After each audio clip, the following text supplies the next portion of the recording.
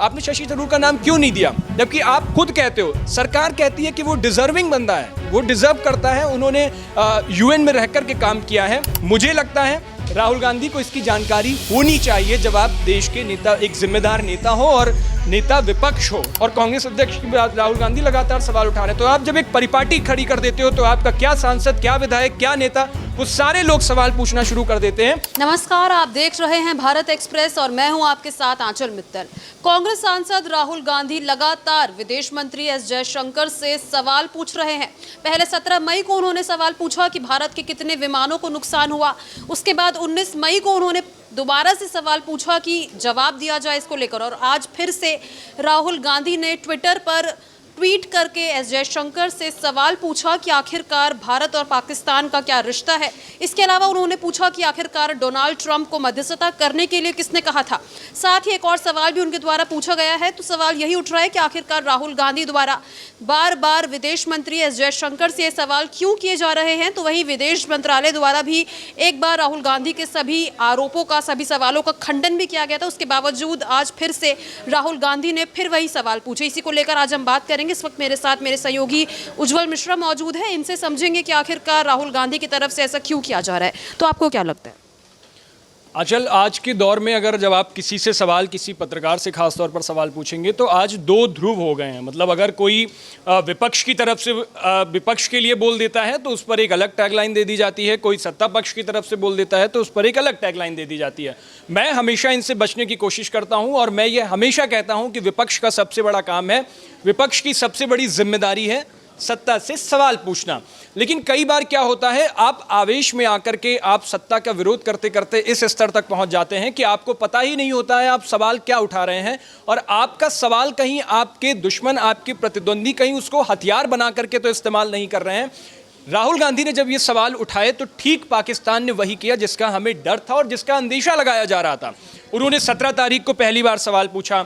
वो सवाल जब सेना की तरफ से प्रेस ब्रीफिंग हो चुकी है, उसमें एक पत्रकार ने सवाल पूछा है तो सेना की तरफ से ये साफ कहा गया है कि इस तरह की जानकारियां हम पब्लिक साझा नहीं करते हैं जिससे कि दुश्मन देश को फायदा होता है। हम अपनी कार्रवाई करते हैं, हम किसी ऑपरेशन को अंजाम देते हैं तो उस ऑपरेशन को क्यों गोपनीय रखा जाता है? क्यों किसी ऑपरेशन को करने से पहले सिर्फ 4-5 लोग ही उसको जानते हैं, जिससे कि उसकी गोपनीयता बनी रहे और किसी को उसका फायदा ना हो पाए।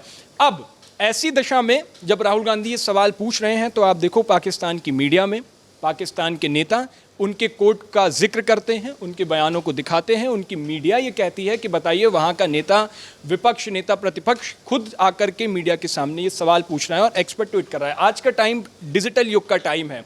आप ऐसा नहीं है कि यहाँ बोल दोगे तो किसी आज से 2000, 4000, 10,000 किलोमीटर दूर बैठे किसी देश में कोई जनता उसको पढ़ नहीं पाएगी। सबके पास एक्सेस है, एक्स हर जगह चलता है। आप जब उस पर सवाल पूछ रहे हो तो वहाँ के लोग भी उसको देख पा रहे हैं कि आप सवाल क्या पूछ रहे हो। तो मुझे ये लगता है इस हरकत को मैं बचकानी हरकत नहीं कहूँगा। हर बार राहुल गांधी जिस तरीके से सवाल पूछे तो उसको बचकानापन कह करके टाल देना मुझे नहीं लगता ये सही होगा।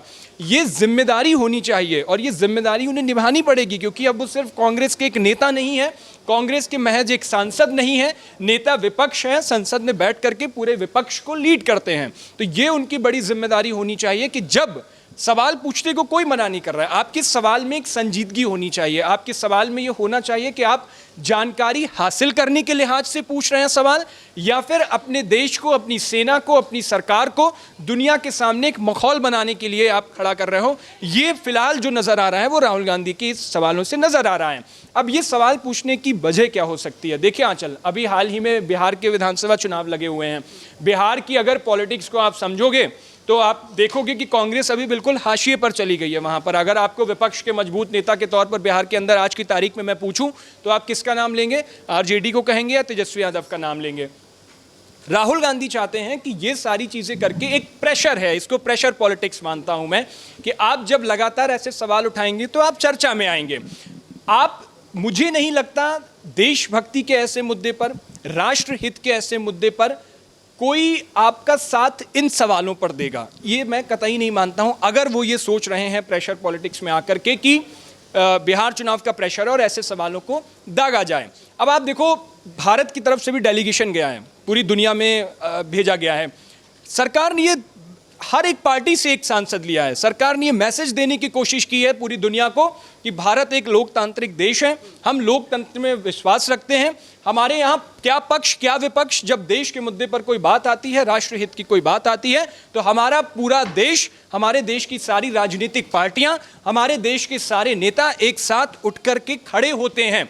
लेकिन आपने देखो कांग्रेस ने इसमें कैसे राजनीति की। वो विपक्ष जिसकी कुछ दिनों पहले बड़ी तारीफ की जा रही थी कि नहीं देश के मुद्दे, और किया भी ऐसा। ऑपरेशन सिंदूर को जब हमने अंजाम दिया पहलगाम जैसे मुद्दे पर, पूरे देश का विपक्ष एक साथ उठ करके खड़ा हुआ, सरकार के साथ कंधे से कंधा मिलाकर के कहने की बात की। लेकिन वो बात चल कितने दिन पाई ये देखो आप, थोड़े दिन चली। उसके बाद आप जब सरकार ने डेलीगेशन में जाने के लिए लोगों के नाम मांगे, तो उसमें से आप उन नामों को दे रहे हो और जानबूझ करके आपने शशि थरूर का नाम क्यों नहीं दिया, जबकि आप खुद कहते हो, सरकार कहती है कि वो डिजर्विंग बंदा है, वो डिजर्व करता है, उन्होंने यूएन में रहकर के काम किया है। तो शशि थरूर एक सर्वमान्य नेता है और उनकी जिस तरीके से वाक्पटुता है, वो जिस तरीके से बोलते हैं, जिस तरीके से उनकी अंग्रेजी है, कई बार वो वायरल होते हैं और कई बार पूरी दुनिया उन्हें कान लगा करके सुनती है। तो शशि थरूर को भेजना सरकार ने ज़्यादा मुफीद समझा। उस पर भी कांग्रेस पार्टी ने राजनीति की कि नहीं, हमने जो नाम दिए थे आपने वो नाम क्यों नहीं उठाए।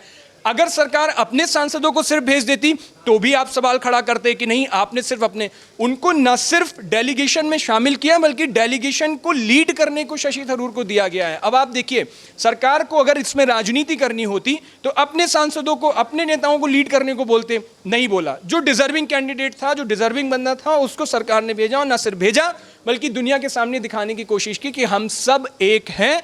देश पे जब कभी भी कोई बात आती है तो हम एक होने की कोशिश करते हैं और एक हैं। और इसीलिए आप देखिए, आम आदमी पार्टी से राघव चड्ढा जा रहे हैं, कांग्रेस पार्टी से शशि थरूर को भेजा गया है, देश की अलग अलग पार्टियों से अलग अलग नेताओं को भेजा गया है जो डिजर्विंग थे।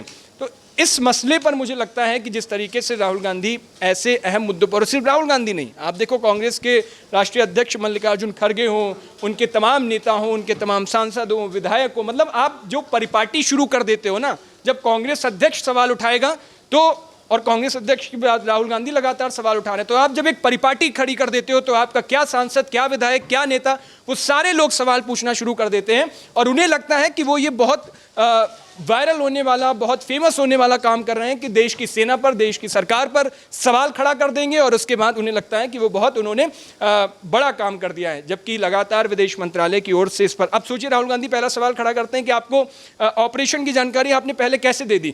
मुझे लगता है कि थोड़ी बहुत भी जो जानकारी रखता होगा और विदेश मामलों की जो जानकारी रखता है, उसे ये पता होता है कि जब दो देशों के बीच कोई भी ऑपरेशन को अंजाम दिया जाता है तो उन देशों के डीजीएमओ की ये जिम्मेदारी होती है कि किसी ऑपरेशन को अंजाम देने के बाद आप इन्फॉर्म करते हो उनको। हमने बालाकोट के एयर स्ट्राइक के बाद भी हमारे देश के डीजीएमओ ने इन्फॉर्म किया था कि हमने एक ऑपरेशन को अंजाम दिया है, अब आप इस पर स्पष्टीकरण करो कि वहाँ क्या। उसके बाद बयान आता है। इस ऑपरेशन के बाद भी हमारे डीजीएमओ ने पाकिस्तान के डीजीएमओ को इन्फॉर्म किया। ये एक प्रोटोकॉल होता है दो देशों के बीच जब कोई भी बातचीत होती है। सीज फायर की भी जो बातचीत हुई वो डीजीएमओ ही करते हैं। क्यों प्रधानमंत्री ने प्रधानमंत्री को फोन नहीं किया? डीजीएमओ एक प्रोटोकॉल के दायरे में रहकर के बात करनी होती है। मुझे लगता है राहुल गांधी को इसकी जानकारी होनी चाहिए। जब आप देश के नेता, एक जिम्मेदार नेता हो और नेता विपक्ष हो, नेता प्रतिपक्ष हो, तो आपकी ये बड़ी जिम्मेदारी है कि ये सब जानकारियों के साथ आप जनता के बीच जाओ और मिसलीड करने की तो एटलीस्ट कोशिश मत करो। हालांकि अब बहुत स्मार्ट वोटर भी हो गया है, नागरिक भी बहुत जिम्मेदार हो गए हैं और देश राष्ट्र हित के मुद्दों पर मुझे लगता है कि सारे लोग एक साथ मिलकर के खड़े होते हैं। तो इस तरीके की जो प्रेशर पॉलिटिक्स है वो मुझे नहीं लगता कोई काम आने वाली है और एक जिम्मेदार नेता को ऐसा करना भी नहीं चाहिए। मतलब इस पे कोई कमेंट करना भी मैं मुफीद नहीं समझता हूं जिस तरीके से उन्होंने ये लगातार सवाल उठा रहे हैं।